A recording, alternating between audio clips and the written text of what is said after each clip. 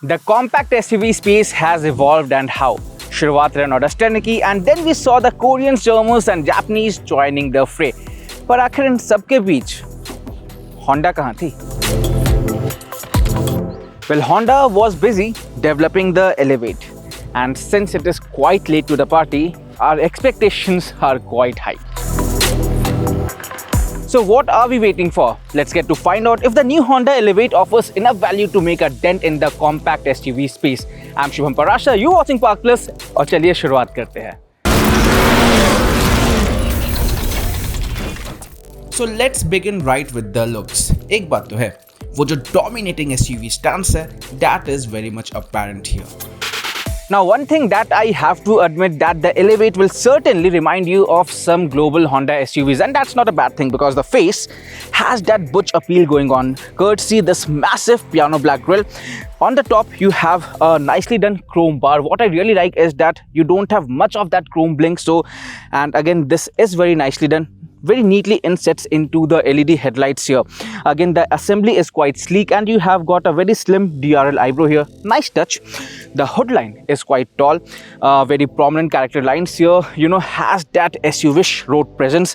And even below on the bumper, the fog lamp assembly is quite nicely done. LED units again and nice sculpting on the bumper as well. The dash plate is very nicely tucked in below right there. Overall, it has that SUV road presence and will get your attention instantly.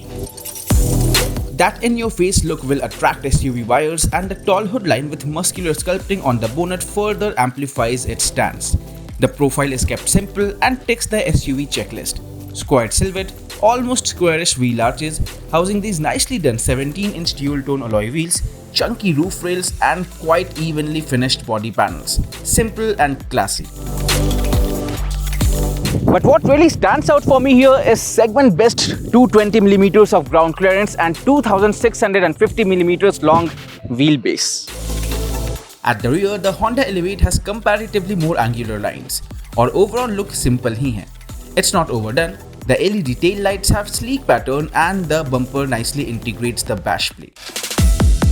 अगर मैं overall looks की बात करूँ, then it's not something that will shout about itself, but eventually will tend to grow on you. और वो जो solid build quality है, वो जो appeal है, वो काफ़ी ज़्यादा apparent है यहाँ पे, and that's something I really like. चलिए अब एक नज़र इसके dimensions पे डालते हैं.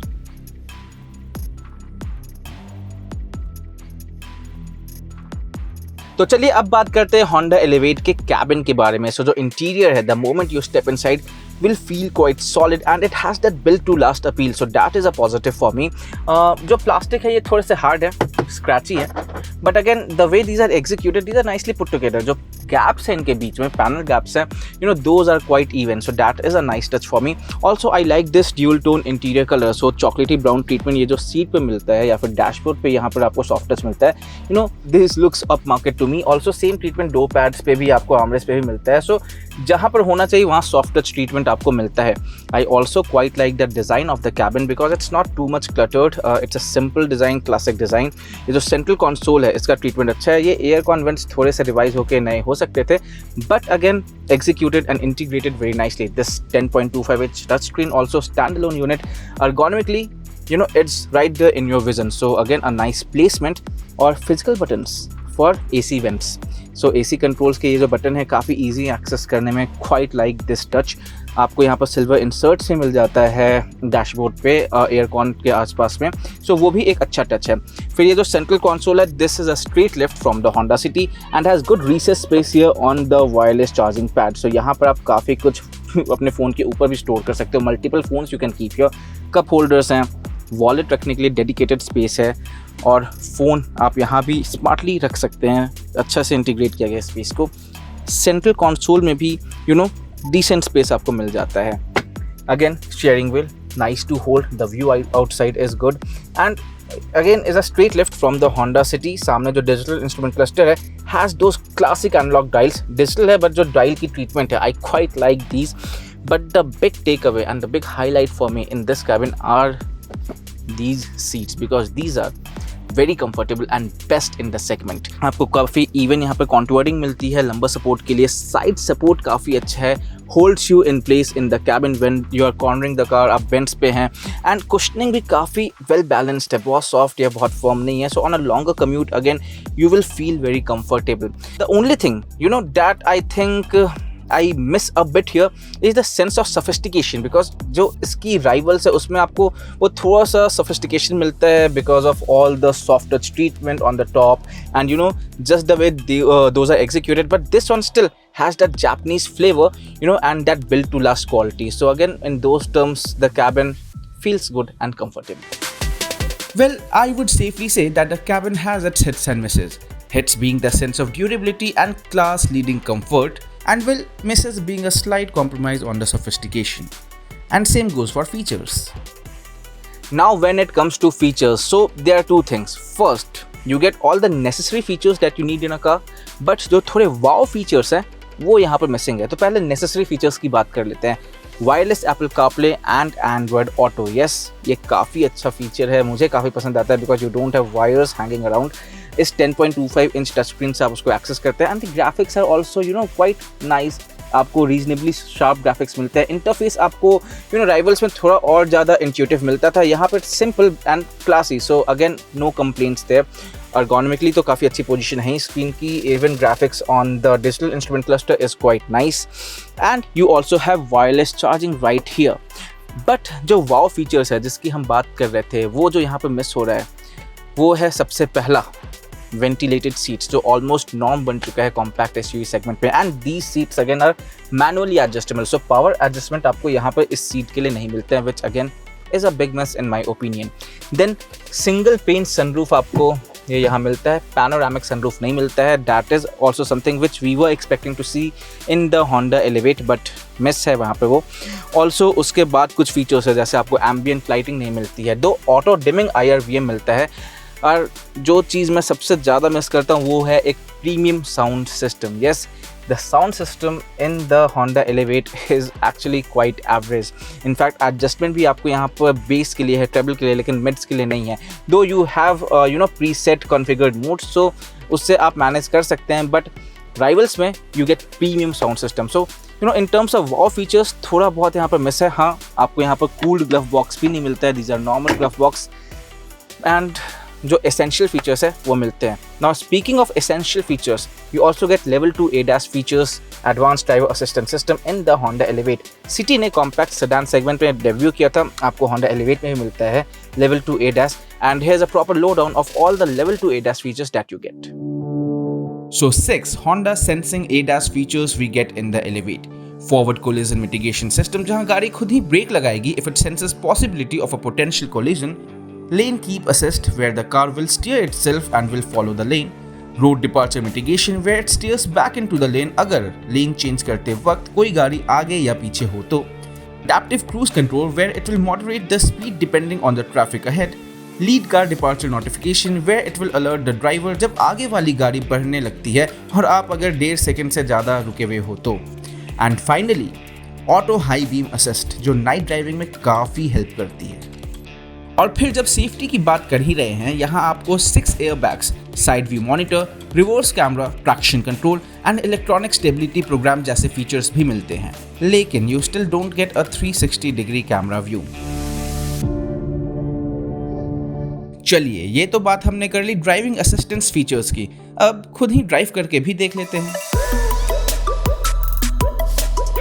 Behind the wheel of the new Honda Elevate now, and this one comes with a single engine option. It's the tried and tested 1.5 liter 4-cylinder IVTEC engine that we have driven in the city before, and we are quite familiar with this engine. Belts out around 119 brake horsepower at 6600 rpm and 145 newton meters of peak torque at around 4300 rpm. Now it has that typical behavior which we have seen on the Honda City. We are so much spoiled with turbo engines in this segment that to some extent it will feel a bit underpowered. Honestly, when you are cruising, it's not an issue because it's very smooth and very refined, no vibrations as such, and it builds up on the revs in a very linear manner. But towards the bottom end, around 2000 rpm, वहाँ पर आपको थोड़ा सा एक lag मिलता है, and it takes up a sweet time to reach the mid range. तो जो लो एंड से मिड रेंज का ट्रैवल है वहाँ पर लैग है, वो थोड़ा सा आपको वेट करना पड़ता है for the power to come. But once you are there at the mid range, it's strong. So keep it over 2000 rpm on the highway and you will be in a perfect power band. Then you won't have to make any further plans for overtakings. बहुत easily, बहुत naturally आएगा. And when you are cruising, then again it's a very friendly car for highway cruising. Feels very comfortable. आप gear shift कर रहे हैं, उसमें भी कोई jerk नहीं है. In fact, the way power delivers is quite linear, as I said, so no complaints there. The only thing that I find a bit issue here is the clutch travel. थोड़ा सा ज़्यादा लंबा है. Highway पे not an issue at all.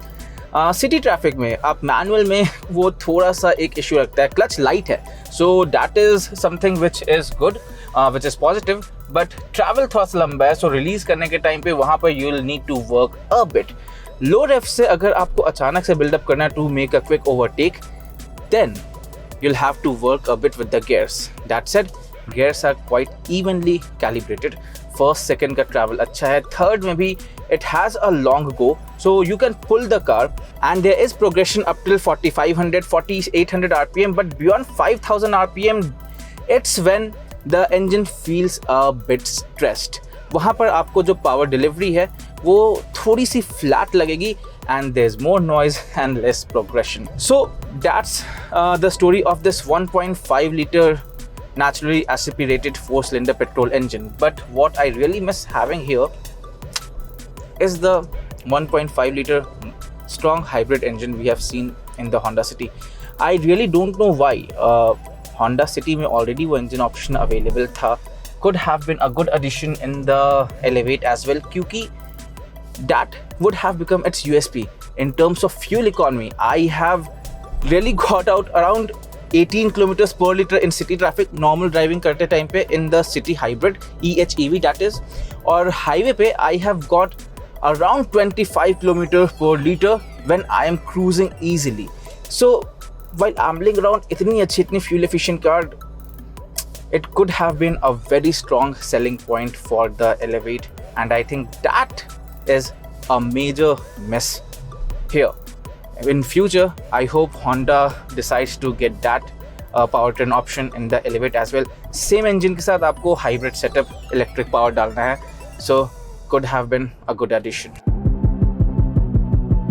And finally, we are behind of the automatic Honda Elevate. It's the same CVT gearbox we are familiar with. We have seen this setup even in the Honda City, and it behaves more or less in the same manner, even in the Honda Elevate, which is a good thing because, again, it is refined compared to CVT standards, yes. Also, in the CVT, compared to manual transmission, the low-end revs, the build-up is quicker and again is linear. So, जो low-end से mid-range का जो travel है, वो काफ़ी easy और smoothly आता है वहाँ पर, which is good. Mid-range has ample reserve of power for quick overtakes even on the highway. It won't feel underpowered. Top end के side में वो जो rubber band effect है वो अभी भी है, but comparatively a bit lesser prominent. So that again is a slight improvement here in the Honda Elevate. All it needs now is a turbo engine that has more grunt. Yes, I think it's high time, Honda, that you bring in a turbo unit in this segment, because more power with such a stable chassis again is welcoming and is more enjoyable. And now when it comes to driving dynamics, honestly, it has a good balance of ride and handling. Let's start with the ride quality first. So the suspension, it's biased on the softer side, on the comfort side, and I'm quite liking the way it is taking on undulations, potholes, speed breakers, because बहुत ज़्यादा sharp नहीं लगता है. At reasonable speeds, you can carry a decent amount of speed over them. So rough surfaces, not a big problem actually.